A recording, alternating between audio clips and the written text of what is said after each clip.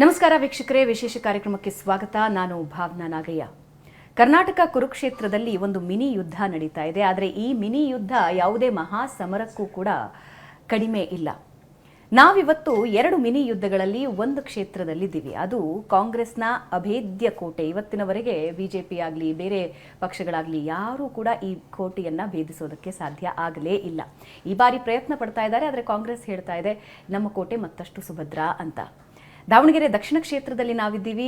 ನನ್ನ ಜೊತೆ ಸ್ವತಃ ಸನ್ಮಾನ್ಯ ಸಚಿವರಾದ ಎಸ್ ಮಲ್ಲಿಕಾರ್ಜುನ್ ಅವರು ನಮ್ಮ ಜೊತೆ ಇದ್ದಾರೆ. ಸರ್ ನಮಸ್ಕಾರ, ಕಾರ್ಯಕ್ರಮಕ್ಕೆ ಸ್ವಾಗತ. ಹೇಗಿದ್ದೀರಿ ಸರ್? ಚೆನ್ನಾಗಿದೆ, ತಾವು ಚೆನ್ನಾಗಿದ್ದೀರಿ? ನಾನು ಚೆನ್ನಾಗಿದ್ದೀನಿ. ಹೇಗಾಗ್ತಿದೆ ಪ್ರಚಾರ? ಪರವಾಗಿಲ್ಲ, ಪ್ರಚಾರ ಪ್ರಾರಂಭ ಆಗಿದೆ. ಎಲ್ಲ ನಮ್ಮ ನಾಯಕರುಗಳೆಲ್ಲ ಬಂದಿದ್ದಾರೆ. ಇದು ಒಂದೊಮ್ಮೆ ಸ್ಟಾರ್ಟ್ ಆಗಿದೆ, ಇನ್ನೂ ಒಂದು ವಾರ ಇದೆ ಟೈಮು. ಅಷ್ಟರಲ್ಲಿ ಇನ್ನೂ ಜೋರಾಗುತ್ತೆ, ಒಳ್ಳೆಯ ಮತದಾನ ಆಗುತ್ತೆ ಅಂತ ಅನ್ನಿಸ್ತದೆ. ಮತ್ತು ನಮ್ಮ ಪಕ್ಷಕ್ಕೆ ಹೆಚ್ಚಿನ ಬಹುಮತ ಬರುತ್ತೆ ಅಂತ ನನಗೆ ಸಂಪೂರ್ಣವಾದ ನಂಬಿಕೆ ಇದೆ. ಕಾಂಗ್ರೆಸ್ನ ಪಾಲಿಗೆ ಇದು ಅಭೇದ್ಯ ಕೋಟೆ. ಆದರೆ ಆರಂಭಿಕ ಹಂತದಲ್ಲಿ ಏನಷ್ಟು ಗೊಂದಲ ಆಯ್ತಲ್ಲ, ಅದು ನಿರೀಕ್ಷಿತನಾ? ಎಕ್ಸ್ಪೆಕ್ಟೆಡ್? ಅದು ಎಕ್ಸ್ಪೆಕ್ಟೆಡ್ ಅಂತ ಏನು ಹೇಳಕ್ಕೆ ಬರಲ್ಲ.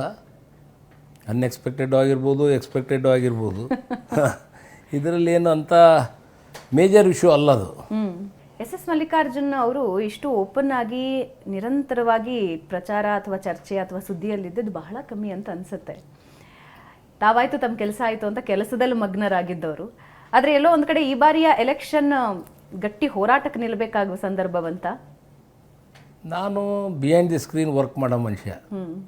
ನನಗೆ ಯಾವುದೋ ಮೀಡಿಯಾ ಆಗಲಿ ಯಾವುದೇ ಒಂದು ಜಾಲತಾಣದಲ್ಲಿ ಬರಬೇಕು, ಮೀಡಿಯಾದಲ್ಲಿ ಫೋರ್ಸ್ ಕೊಡಬೇಕು ಅನ್ನೋದಿಲ್ಲ.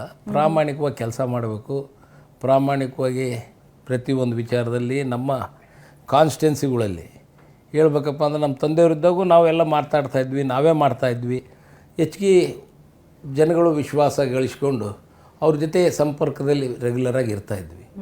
ಅಷ್ಟು ಬಿಟ್ಟರೆ ಈಗ ಬಂದು ದಿವಸ ಬಂದು ನಾವು ಮೀಡಿಯಾದಾಗ ಕೊಡಬೇಕು, ಪೇಪರ್ನಲ್ಲಿ ಇದು ಬರಬೇಕು ಅನ್ನೋದು ನಂದು ಕಡಿಮೆ ವೈಯಕ್ತಿಕವಾಗಿ.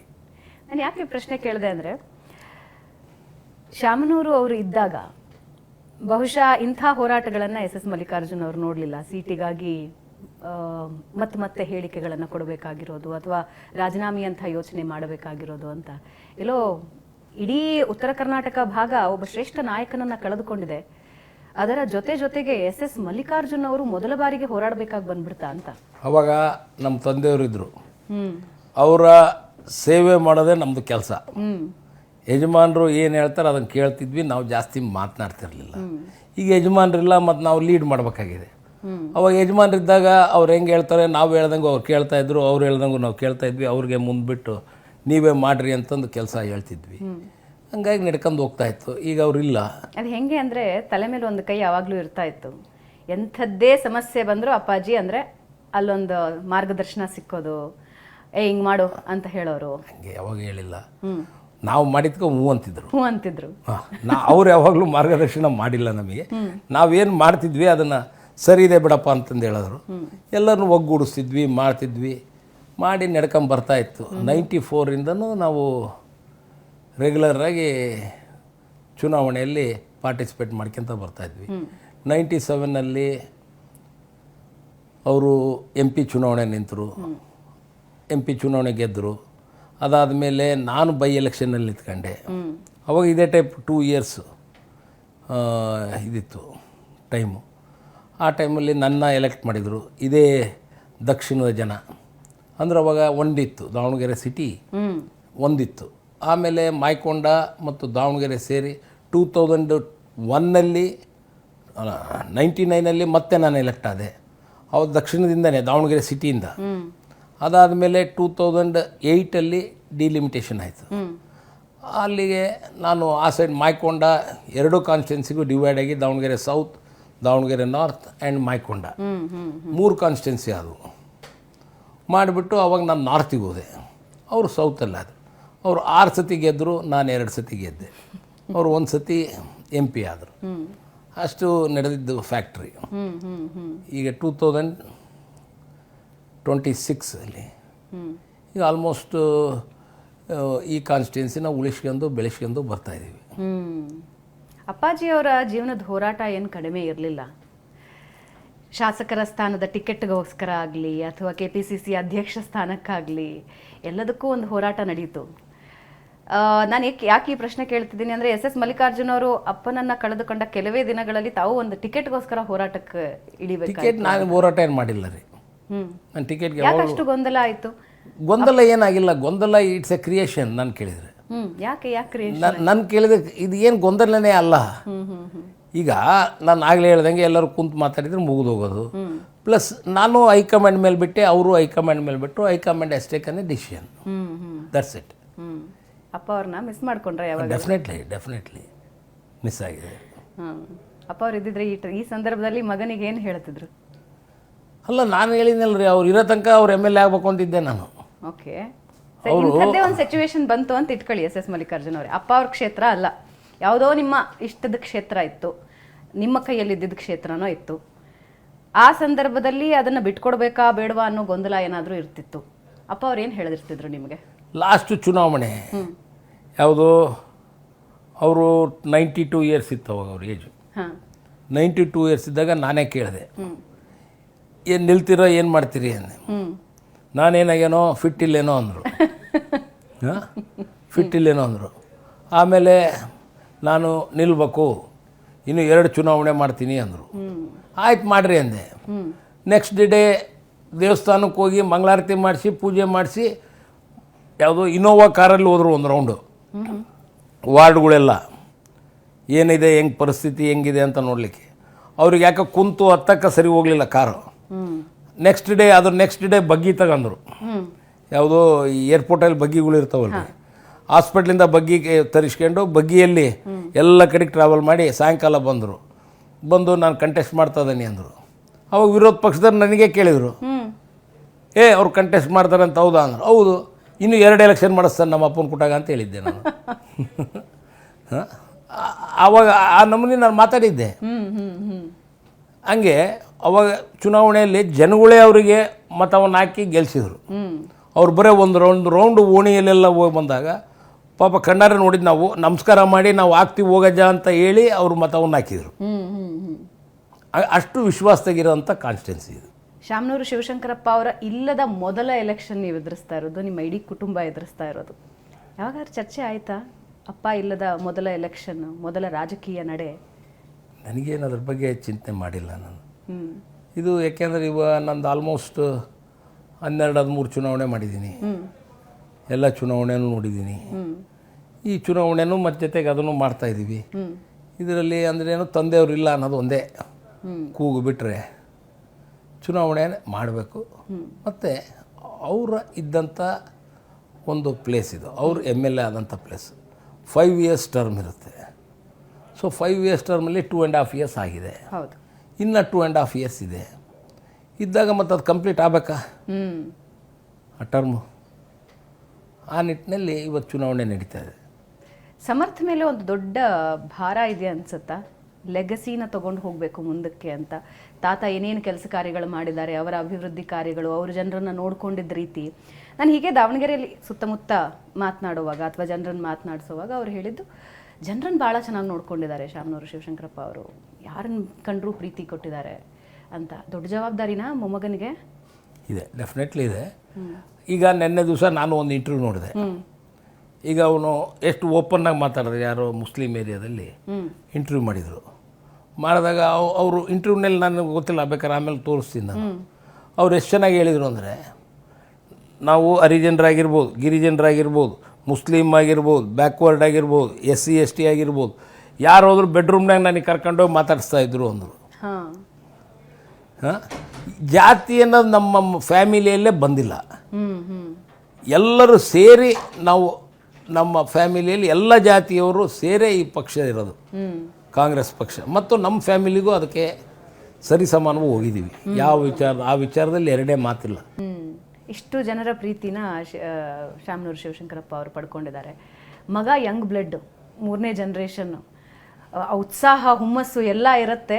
ಅದರ ಜೊತೆಗೆ ಒಂದು ದೊಡ್ಡ ಜವಾಬ್ದಾರಿ. ಶಾಸಕನಾಗಿ ಎಲೆಕ್ಷನ್ ಗೆದ್ರೆ ಏನೇನು ಜವಾಬ್ದಾರಿ ಅಂದರೆ, ಮಗನ ಹತ್ರ ಯಾವತ್ತಾದ್ರೂ ಹಿಂಗೆ ಕೂತು ಮಾತಾಡಿದ್ದೀರಾ, ಮಗ ನಿನಗೊಂದು ದೊಡ್ಡ ಜವಾಬ್ದಾರಿ ಸಿಗ್ತಾ ಇದೆ ಅಂತ ತಂದೆಯಾಗಿ? ಈಸ್ ಕೇಪಬಲ್ ಇದ್ದಾನೆ. ನಾನು 28 ಇಯರ್ಸ್ಗೆ ಎಮ್ ಎಲ್ ಎ ಆಗಿದ್ದೆ. ಹ್ಮ್ ಹ್ಮ್ ನಾನು 28 ಇಯರ್ಸ್ಗೆ ಎಮ್ ಎಲ್ ಎ ಆಗಿದ್ದೆ. 30 ಇಯರ್ಸ್ಗೆ 31 ಇಯರ್ಸ್ಗೆ ಮಿನಿಸ್ಟರ್ ಆದೆ. ಮತ್ತು ಹಂಗೆ ಎಕ್ಸ್ಪೀರಿಯನ್ಸ್ ಅದು. ಹ್ಮ್ ಮತ್ತು ಆಮೇಲೆ ರೆಗ್ಯುಲರಾಗಿ ಬರುತ್ತೆ. ಬ್ಲಡ್ಡಲ್ಲೇ ಬಂದಿದೆ ಅಂತೀರಾ? ಬ್ಲಡ್ಡಲ್ಲಿ ಬಂದೇ ಬರುತ್ತೆ ಅದು.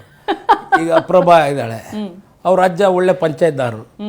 ಅವ್ರು ಕಕ್ಕರಗೊಳ್ಳ ಅಂತ ವಿಲೇಜು, ಇಲ್ಲಿಂದ ಒಂದು 6 ಕಿಲೋಮೀಟ್ರ್ ಇದೆ. ಅವಳೆಲ್ಲ ಓದಿದ್ದು ಹರಿಹರ್ ಪಾಲಿಫೈಬರ್ಸಲ್ಲಿ. ಅವ್ರ ತಂದೆಯವರು ಇಂಜಿನಿಯರ್ ಆಗಿದ್ದರು ಪಾಲಿಫೈಬರ್ಸಲ್ಲಿ.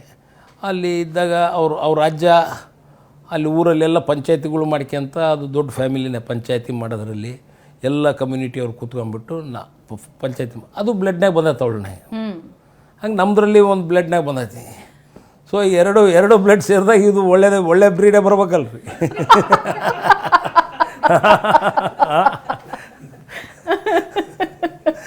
ಅಲ್ರ, ಬೆಳೆಯುವ ಸಿರಿ ಮೊಳಕೆಯಲ್ಲಿ ಅಂತ ಹೇಳ್ತಾರೆ. ಹಾಗೆ ಗುಣಗಳು ಬೇಗ ಗೊತ್ತಾಗ್ಬಿಡುತ್ತೆ ಯಾವುದೇ ವ್ಯಕ್ತಿಯಲ್ಲಿ. ಸಮರ್ಥಲ್ಲಿರೋ ಒಬ್ಬ ರಾಜಕಾರಣಿಯಾಗಿ ಅಥವಾ ಒಬ್ಬ ನಾಯಕನಾಗಿ ಏನು ಗುಣ ಬಹಳ ನಿಮಗೆ ಇಂಟ್ರೆಸ್ಟಿಂಗ್ ಅನಿಸಿದ್ದು? ಒಬ್ಬ ತಂದೆ ಅಂದ್ರದ್ದು ಒಂದು ಲಕ್ಷಣ ಏನಂತಂದರೆ, ಯಾವುದನ್ನು ಎದ್ರ ಬದ್ರ ಮಾತಾಡಲ್ಲ ಮಕ್ಕಳಿಗೆ, ಯಾವುದನ್ನು ಹೇಳೋದಿಲ್ಲ. ನಿಂದು ಇದು ಗುಡ್ ಇದೆ, ಇದು ಬ್ಯಾಡ್ ಇದೆ, ಇದು ಸರಿ ಇಲ್ಲ, ಸರಿ ಮಾಡು ಅಂತ. ಬಟ್ ಅವರ ಒಂದು ಕಣ್ಣು ದೃಷ್ಟಿ ಯಾವಾಗಲೂ ಮಕ್ಕಳ ಮೇಲೆ ಇರುತ್ತೆ. ಅವರ ಕ್ವಾಲಿಟಿಗಳು ಬಹಳ ಬೇಗ ತಂದೆಗೆ ಅರ್ಥ ಆಗುತ್ತೆ. ಕೂಲಾಗಿದ್ದಾನೆ ಹುಡುಗ, ಹಂಗೆ ಪೇಷನ್ಸ್ ಇದೆ, ಯಾವುದಕ್ಕೂ ಸಿಟ್ಟು ಮಾಡ್ಕೊಳಲ್ಲ. ಕೂಲಾಗಿ ಹೇಳಿದ ಕೆಲಸ ಪ್ರಾಂಪ್ಟಾಗಿ ಸಿನ್ಸಿಯರಾಗಿ ಮಾಡ್ತಾನೆ. ಈಗ ನಮ್ಮ ತಂದೆಯವ್ರ ಕಾಲದಲ್ಲಿ ಅವರು ಲೆಕ್ಕ ಬುಕ್ಕ ಬಾಯಿ ಲೆಕ್ಕದಾಗಿದ್ದರು. ನಾವು ಬಂದಾಗ ಈ ಕ್ಯಾಲ್ಕುಲೇಟ್ರು ಕಂಪ್ಯೂಟರ್ಗಳು ಬಂದವು. ಈಗ ಅವ್ರ ಜನ್ರೇಷನ್ನಲ್ಲಿ ಈಗ ಆ್ಯಪ್ಸ್ ಅಂತೆ, ಆಮೇಲೆ ಆರ್ಟಿಫಿಷಿಯಲ್ ಇಂಟೆಲಿಜೆನ್ಸಿ ಅಂತೆ, ದಿಸ್ ಆರ್ ಆಲ್ ಕಮಿಂಗ್ ನಾವು. ಸೊ ಅದ್ರ ಬಗ್ಗೆ ಅವ್ರ ನಾಲೆಜ್ ಚೆನ್ನಾಗಿದೆ. ಆಮೇಲೆ ಪ್ರತಿ ಒಂದು ವಿಚಾರದಾಗೂ is good in computer, no doubt. ಅದನ್ನು ಚೆನ್ನಾಗಿ ಮ್ಯಾನೇಜ್ ಮಾಡ್ತಾನೆ. ಪೊಲಿಟಿಕಲ್ ಕ್ವಶನ್ಗೆ ಹೋಗೋದಕ್ಕೆ ಮುಂಚೆ ಇನ್ನೊಂದು ಪರ್ಸನಲ್ ಕ್ವಶನ್ ಕೇಳ್ಬಿಡ್ತೀನಿ ನಾನು. ಅಜ್ಜನಿಂದ ಮೊಮ್ಮಕ್ಕಳಿಗೆ ಬಹಳ ಗುಣಗಳು ಬರ್ತಾವಂತೆ. ಹೌದು, ಹಾಗೆ ನಮ್ಮ ಅಪ್ಪ ಆಡ್ದಂಗೆ ಆಡ್ತೀಯ ನೀನು ಅಂತ ಭಾಳ ಜನ ಅಂತಿರ್ತಾರೆ ಆ ತಂದೆಯಂದರು. ಸಮರ್ಥಲ್ಲಿ ಶಾಮನೂರವ್ರ ಕ್ವಾಲಿಟಿ ಏನು? ಶಾಮನೂರವ್ರ ಕ್ವಾಲಿಟಿ ಅಂತ ಹೇಳೋಕ್ಕೆ ನನಗೇನಂದರೆ, ಈ ದೇವಸ್ಥಾನಗಳಿಗೆ ಹೋಗೋದು, ಪೂಜೆ ಪುನಸ್ಕಾರ, ಲಿಂಗ ಪೂಜೆ ಮಾಡೋದು, ಪ್ಲಸ್ ದೇವಸ್ಥಾನಗಳು ರೆಗ್ಯುಲರ್ ಹೋಗ್ತಾನೆ. ಆಮೇಲೆ ಅವ್ರ ಜೊತೆಗೆ ಇದ್ನಲ್ಲ, ಆಲ್ಮೋಸ್ಟ್ ಇವನು ಅವ್ರಂಗೆ ಬಂದಿದ್ದಾನೆ ಹೇಳ್ಬೇಕಪ್ಪ ಅಂದರೆ. ಎಲ್ಲ ಮಾತುಕತೆ ಆಗಲಿ, ಎಲ್ಲ ವಿಚಾರಧಾರೆಗಳಾಗಲಿ, ಎಲ್ಲರಿಗೂ ಮಾತಾಡ್ಸೋದಾಗಲಿ ಮಾಡ್ತಾನೆ. ಆರಂಭಿಕ ಹಂತದ ನೀ ಜರ್ಕ್ ರಿಯಾಕ್ಷನ್ ಅನ್ಸುತ್ತೆ. 14 ಜನ ನಾಮಿನೇಷನ್ ಫೈಲ್ ಮಾಡಿಬಿಟ್ರು. ಅದರಲ್ಲಿ ಪೈಲ್ವಾನ್ ಅವರು ಈಗ ಏನು ಮಾಡೋಕ್ಕಾಗಲ್ಲ, ಯಾಕಂದರೆ ವಾಪಸ್ ತಗೊಳ್ಳೋದಕ್ಕೆ ದಿನಾಂಕ ಮುಗಿದು ಹೋಗಿರೋದ್ರಿಂದ ನಿವೃತ್ತಿ ಅಂದಿದ್ದಾರೆ. ಹೌದು, ಆದರೆ ಇನ್ನೂ 13 ಜನ ಕಣದಲ್ಲಿದ್ದಾರೆ. ಒಬ್ಬೊಬ್ರು 1,000 ವೋಟ್ ತಗೊಳ್ತಾರೆ ಅಂದ್ರೂ ಸ್ವಲ್ಪ ಡಿಫ್ರೆನ್ಸ್ ಆಗುತ್ತೆ ಅನ್ಸುತ್ತೆ. ಇಲ್ಲ, ಅದು ಸಾದಿಕ್ ನಮ್ಮ ತಂದೆಯವರ ಪಟ್ಟ ಶಿಷ್ಯ. ಒಂದೊಮ್ಮೆ ಅಪ್ಪ ತಂದೆ ಮಗನ ಒಂದು ಬಾಂಧವ್ಯ. ಅವನಾಗಿರ್ಬೋದು, ಅವರ ತಮ್ಮ ಆಗಿರ್ಬೋದು, ಅಯ್ಯೂಬ್ ಪೈಲ್ವಾನ್ ಆಗಿರ್ಬೋದು, ಪ್ರತಿಯೊಂದು ವಿಚಾರದಾಗ ನಮ್ಮ ತಂದೆಯವ್ರನ್ನ ಬಿಟ್ಟಿಲ್ಲ, ನಾವು ಯಾವಾಗಲೂ ಅವ್ರನ್ನ ಬಿಟ್ಟಿಲ್ಲ. ಸ್ವಲ್ಪ ಜನ ತಲೆ ಕೆಡ್ಸೋರು ಇದ್ದೇ ಇರ್ತಾರಲ್ರಿ, ಹಂಗೆ ಯಾರ ತಲೆ ಕೆಡಿಸಿರ್ಬೇಕು. ಆಮೇಲೆ ಅವ್ನು ವಾಪಸ್ ತಕ್ಕಂತಾನೆ ಅಂತ ನಮ್ಮ ಹತ್ರನೂ ಹೇಳಿದ್ದ. ಲಾಸ್ಟ್ ನಿಮ್ಮ ಟಿ ವಿ ಇದರಲ್ಲಿ ಯಾವುದೋ ಪಾರ್ಟಿ ರೌಂಡ್ಸು ಡೈರೆಕ್ಟ್ ಟೆಲಿಕಾಸ್ಟ್ ಬಂದಾಗ ಸಾದಿಕ್ಕೂ ನಾವು ಮಾತಾಡಿದಾಗ ಅವ್ರು ಸಾದಿಕ್ ಕೇಳಿದರು, ನಾನು ಟೀಗೆ ಬರ್ತೀನಪ್ಪ, ರೆಡಿ ಮಾಡಪ್ಪ ಅಂದೆ. ಆಯಿತು ಬರ್ರಿ ಅಂದೆ ಅಂತಲೇ ಹೇಳಿದರು. ಆಮೇಲೆ ಸುಳ್ಳು ಮಾತಾಡಲ್ರಿ ಆ ಮನುಷ್ಯ, ಇದ್ದಂಗೆ ಹೇಳ್ತಾನೆ. ಏನು ಪ್ರಾಕ್ಟಿಕಲ್ಲಾಗಿ ಏನು ನಡೆದಿತ್ತು ಸ್ಪಾಟಲ್ಲಿ. ಯಾಕಂದರೆ ಆ ವಿಚಾರ ಬಂತು ಅಲ್ಲಿ. ನಿಮ್ಮ ಇವರು ಕೇಳಿದರು, ಏನೋ ಶಿವಶಂಕರಪ್ಪನವರು ಬಿಟ್ಕೊಡ್ತೀನಿ ಅಂತ ಹೇಳಿದ್ರಂತೆ, ಹೌದಾ ನೆಕ್ಸ್ಟ್ ಚುನಾವಣೆಯಲ್ಲಿ ಅಂತಂದು ನಿಮಗೆ ಸೀಟು ಅಂತ ಹೇಳಿದ್ರು ಅಂದ. ಇಲ್ಲ ಅಂತ. ಅದಾದ ಮೇಲೆ ಕೋಮುಗಲಭೆ ಆಗ್ಬೇಕಾದ್ರೆ ನಮ್ಮ ಜೊತೆಗೆ ಆಗಿ ಜನ ಏನು ತೀರ್ಕೊಂಡಿದ್ರು 24 ಜನ. ಅವಾಗ ಈ was also one of the volunteer ನಮ್ಮಲ್ಲಿ. ಅದಾದಮೇಲೆ ನಮ್ಮದು ವ್ಯಾಕ್ಸಿನೇಷನ್ ಆಗಿರ್ಬೋದು, ಪ್ರತಿಯೊಂದು ವಿಚಾರದಲ್ಲಿ ಸಾದಿಕ್ ನಮ್ಮ ಜೊತೆಯಲ್ಲೇ ಇದ್ದು ನಾವು ಚುನಾವಣೆ ಮಾಡೀವಿ. ಒಂದು ಎಕ್ಸಾಂಪಲ್ ಹೇಳ್ತೀನಿ. ಸಾದಿಕ್ಕಿಗೆ ಎಲೆಕ್ಷನ್ನಲ್ಲಿ ಯಾವುದೋ ಕಾರ್ಪೊರೇಷನ್ನಲ್ಲಿ ಮೇಯರ್ ಚುನಾವಣೆ ಬಂತು. 2 ವೋಟು ಎಕ್ಸಸ್ ಇತ್ತು ನಮ್ಮದು. ನಮ್ಮ ಕಾಂಗ್ರೆಸ್ ಗೆಲ್ಬೇಕಾಯಿತು. ಅವಾಗ ಏನಾಯಿತು, ಇಬ್ಬರು ಮುಸ್ಲಿಮ್ರು ಇವನು ಆಪೋಸಿಟ್ BJP ಓಟ್ ಹಾಕಿದರು. BJP ಓಟ್ ಹಾಕಿ ಟಾಸ್ ಹಾಕ್ಬೇಕಾಯ್ತು. ಟಾಸ್ನಾಗ ಸೋತ. ಅವಾಗ BJP ಗೆದ್ದರು. ಅವಾಗ ನಮ್ಮ ತಂದೆಯವ್ರು ಹೆಂಗೆ ಬೈದರು ಅಂದ್ರೆ ಇವನಿಗೆ, ಅವ ಶುಕ್ರವಾರ ನಮಾಜ್ ಮಾಡಿ ಸ್ನಾನ ಮಾಡಿ ನಮಾಜ್ ಮಾಡ್ಕೊಂಬಂದಿಯೋ ಇಲ್ಲೋ ಅಂತ ಕೇಳಿದರು ಅವನಿಗೆ. ಅಷ್ಟು ಆತ್ಮೀಯತೆ ವಿಶ್ವಾಸದಿಂದ ಇದ್ದರು. ನೋಡೋ ಟಾಸ್ನಾಗೂ ಸೋತ್ಬಿಟ್ಟಲ್ಲೋ ಅಂತಂದು ಪಾಪ ಭಾಳ ಬೇಜಾರಾಗಿದ್ರು ಒಂದು 2-3 ದಿವಸ. ಯಾಕಂದ್ರೆ ಅವ್ರ ಕಮ್ಯುನಿಟಿಯರೇ ಅಪೋಸ್ ಮಾಡಿದ್ರು ಇವನಿಗೆ. ಪಕ್ಷಗಳು ಅಂದಾಗ ಲೂಪ್ ಹೋಲ್ಸ್ಗಳನ್ನು ಹುಡುಕೋದು ಹೆಚ್ಚು. ಸೊ BJP ಏನು ಹೇಳ್ತಾ ಇದೆ ಅಂದರೆ, ಒಂದು ಅಲ್ಪಸಂಖ್ಯಾತರ ಮತಗಳು ಒಂದು ಕಾಂಗ್ರೆಸ್ಸಿಂದ ಚದರಲ್ಲ, ಹೌದು, ಆದರೆ ತಟಸ್ಥ ಆಗೋ ಸಾಧ್ಯತೆಗಳಿರುತ್ತೆ ಅಂತ ಒಂದು. ಆಮೇಲೆ ST ನಾಯಕರನ್ನು ಈ ಬಾರಿ ಕ್ಯಾಂಡಿಡೇಟ್ ಆಗಿ ನಿಲ್ಲಿಸಿರೋದ್ರಿಂದ ಅಹಿಂದ ಮತಗಳಲ್ಲಿ ಬಹುಪಾಲು ನಮಗೆ ಬರುತ್ತೆ ಅನ್ನೋ ನಂಬಿಕೆ ಅವ್ರದ್ದು. ಕಷ್ಟ ರೀ, ಕಷ್ಟ. ಹಾಗೇನಿಲ್ಲ, ನಮ್ಮ ಕಾಂಗ್ರೆಸ್ ಓಟ್ ನಮಗಿದಾವು.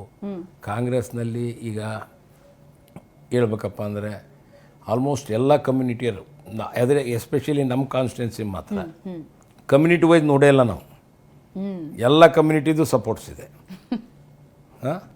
ಹಾಗಾಗಿ ನನಗೇನು ಅಷ್ಟು ಇದು ಅನ್ಸಲ್ಲ ರೀ. ಬಹಳ ಕಡೆ ಮಾತಾಡ್ತಾ ಇದ್ದಾರೆ.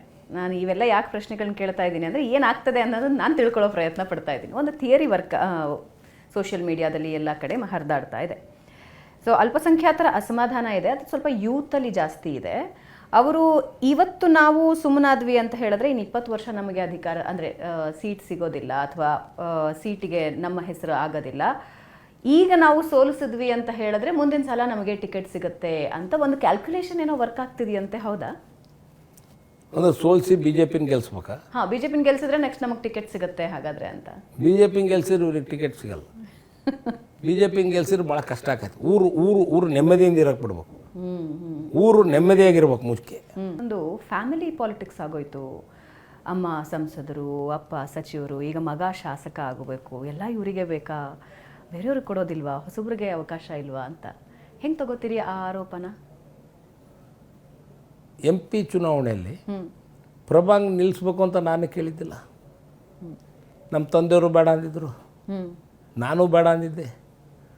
ಇದೇ DK ಶಿವಕುಮಾರ್ ಮನೆಗೆ ಬಂದು ಎಲ್ಲ ನಿಲ್ಲೇಬೇಕು ಅಂತಂದು ಅವ್ರು ಸರ್ವೆ ಮಾಡಿಸಿದ್ರಂತೆ ಹೈಕಮಾಂಡ್ನವರು, KPCC ಮತ್ತು AICC ಅವರು. ಇಲ್ಲ ಇವ್ರ ಫ್ಯಾಮಿಲಿಯಿಂದ ಯಾರನ್ನಾದ್ರೂ ನಿಲ್ಲಿಸ್ಬೇಕು. ಅವಾಗ ಶಿವಕುಮಾರ್ ಬಂದಿದ್ದರು. ಶಿವಕುಮಾರ್ ಬಂದು ಆಲ್ಮೋಸ್ಟ್ ಶಿವಕುಮಾರ್ಗೆ ನಮ್ಮ ತಂದೆಯವ್ರು ಬೈದರು, ಹೋಗೋ ಮನೆ ಮಂದೆಲ್ಲ ರಾಜಕೀಯ ಮಾಡ್ಬೇಕೇನೋ ಅಂದರು. ವ್ಯವಹಾರ ಮಾಡೋರು ಯಾರು, ಮನೆ ಮಂದೆಲ್ಲ ರಾಜಕೀಯ ಮಾಡ್ಬೇಕೇನೋ ಅಂದರು.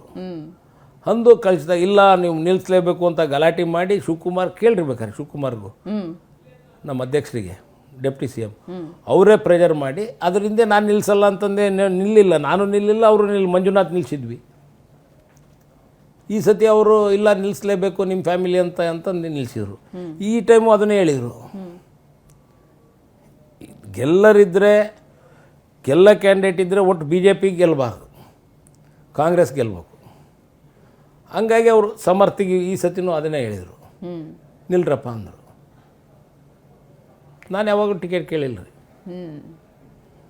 ಅಲ್ಲ, ಈಗ BJP ಅವ್ರು ಏನು ಹೇಳ್ತಿದ್ದಾರೆ ಅಂದರೆ, ಇಡೀ ಸರ್ಕಾರ ಬಂದು ಕೂತ್ಕೊಂಡಿದೆ, CM DCM ಎಲ್ಲರೂ ಬಂದು ಕೂತ್ಕೊಂಡಿದ್ದಾರೆ, ದುಡ್ಡು ಮಾತಾಡತ್ತೆ, ಕಾಂಚಾಣ ಮಾತಾಡತ್ತೆ, ಕಾಂಚಾಣ ಆಟ. ಈಗ ನಿನ್ನೆ ಯಡಿಯೂರಪ್ಪ ಅವ್ರು ಬಂದ್ರಲ್ಲ, ನಾನು ಕೇಳಿದ್ರೆ ಯಡಿಯೂರಪ್ಪ ಅವ್ರು ಬಂದಿದ್ದರಿಂದನೇ ನಾನು MP ಎಲೆಕ್ಷನ್ ಸೋತಿದ್ದು.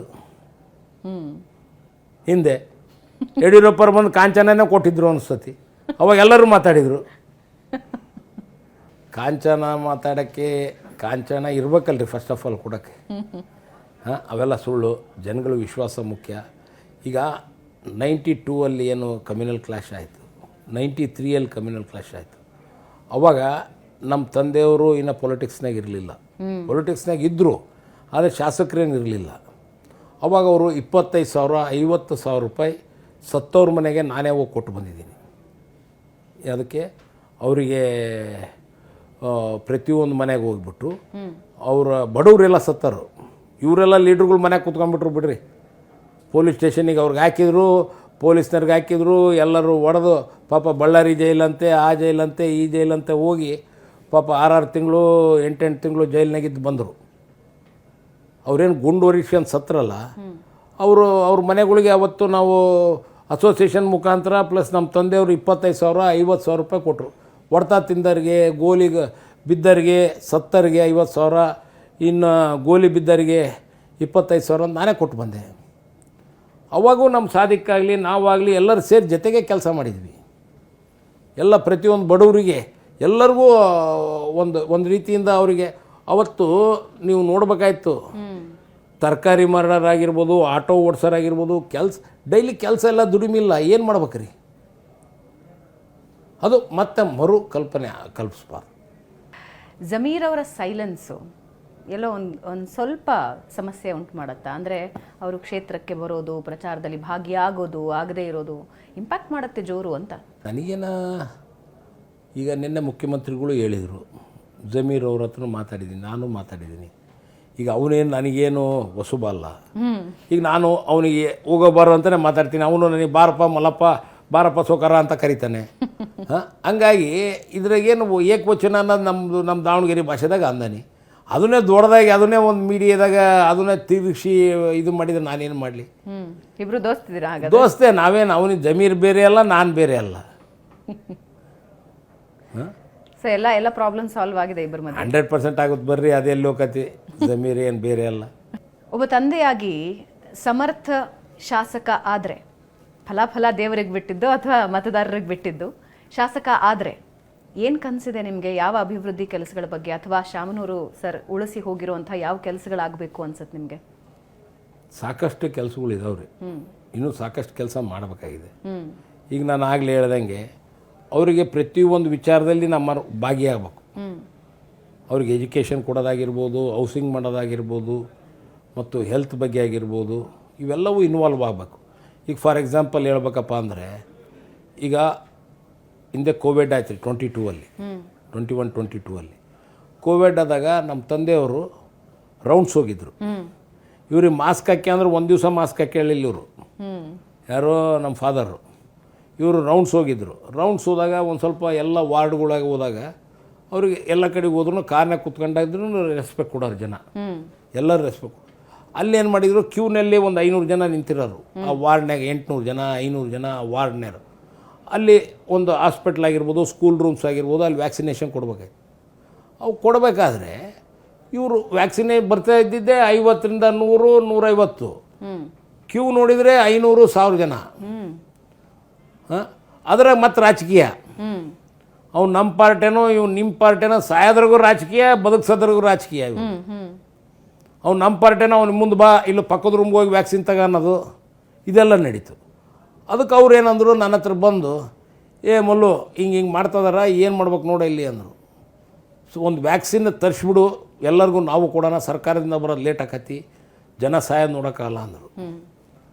ನಾನೇ ಅವಾಗ ಪೂನಾವಾಲ ಹತ್ರ ಮಾತಾಡಿ ನಮ್ಮ ದಾವಣಗೆರೆ ಡೀಲರ್ನ ಕರೆಸಿ ಮಾತಾಡಿ 1.5 ಲಕ್ಷದಿಂದ 2 ಲಕ್ಷ ವ್ಯಾಕ್ಸಿನ್ ಕೊಡಪ್ಪ ಅಂತಂದು ಕೇಳಿ ರಿಕ್ವೆಸ್ಟ್ ಮಾಡಿದಾಗ ವಿತಿನ್ 2 days ಈ ಸಪ್ಲೈಡ್ ದಿ ವ್ಯಾಕ್ಸಿನೇಷನ್ ಮಾಡಿ ಎಲ್ಲ ವಾರ್ಡ್ಗಳಿಗೆ ಡಿಸ್ಟ್ರಿಬ್ಯೂಟ್ ಮಾಡಿ ಎಲ್ಲರಿಗೂ ವ್ಯಾಕ್ಸಿನೇಷನ್ ಸರ್ಕಾರದವ್ರು ಕೊಡಲಿ ಬಿಡಲಿ, ಅವ್ರದ್ದು ಬಂದರೂ ನಮ್ಮದು ಜೊತೆಗೆ 6.5ರಿಂದ 7 ಕೋಟಿ ರೂಪಾಯಿ ಆಯ್ತು ಕೊಟ್ಟು ಒಟ್ಟು ಕ್ಲಿಯರ್ ಮಾಡಿ.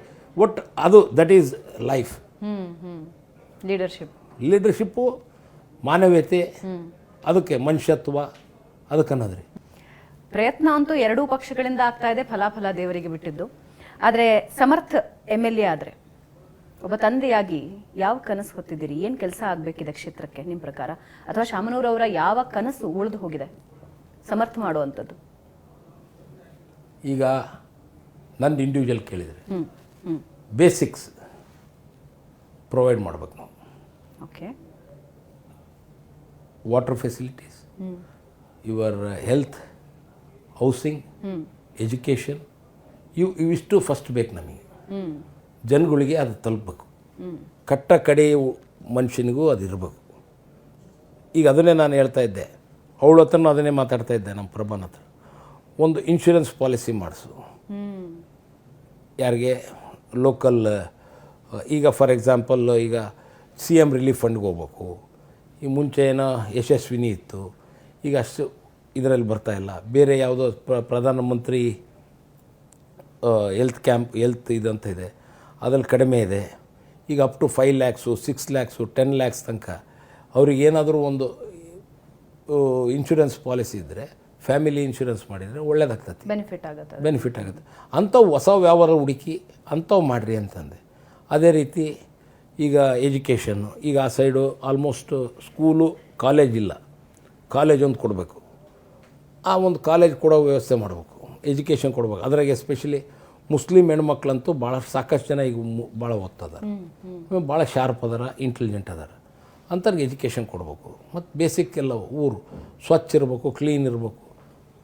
ಇದು ನಾವು ಫಸ್ಟ್ ಪ್ರಿಫರೆನ್ಸ್ ಕೊಡ್ತೀನಿ ನೋಡಿರಿ. ಈಗ ನೀವು ಬೇರೆ ಊರಿಗೆ ಹೋಗ್ರಿ, ನಮ್ಮ ಊರು ನೋಡಿರಿ, ಹಾಂ, ರೋಡ್ಸ್ ಆಗಲಿ ಇವಾಗಲಿ ಪರ್ಫೆಕ್ಟ್ ಇದಾವೆ. ಇನ್ನೂ ಒಂದು ಸ್ವಲ್ಪ ಇಂಪ್ರೂವ್ ಆಗಬೇಕು, ಮಾಡಿದರೆ ಪರ್ಫೆಕ್ಟ್ ಆಗುತ್ತೆ ನೋಡಿ. Thank you so much thank you Mallikarjun ಅವರೇ. Thank you. ಇನ್ನೇನು ಕೆಲವೇ ದಿನಗಳು ಬಾಕಿ ಇದೆ ಎಲೆಕ್ಷನ್ಗೆ. ಎರಡೂ ಪಕ್ಷಗಳಿಂದ ಜೋರು ಪ್ರಯತ್ನ ಆಗ್ತಾ ಇದೆ, ಆದರೆ ಫಲಾಫಲ ಅದೇ ನಿರ್ಧಾರ ಮತದಾರರಿಗೆ ಬಿಟ್ಟಿದ್ದು. ಥ್ಯಾಂಕ್ ಯು ಸೋ ಮಚ್ ನಮ್ಮೊಂದಿಗೆ ಮಾತಾಡೋದಕ್ಕೆ. Thank you. ವೀಕ್ಷಕರೇ, ಇದಾಗಿತ್ತು ಈ ಹೊತ್ತಿನ ವಿಶೇಷ. ನೇರ ದಿಟ್ಟ ನಿರಂತರ ಸುದ್ದಿಗಾಗಿ ನೋಡ್ತಾ ಇರಿ ಏಷ್ಯಾನೆಟ್ ಸುವರ್ಣ ನ್ಯೂಸ್.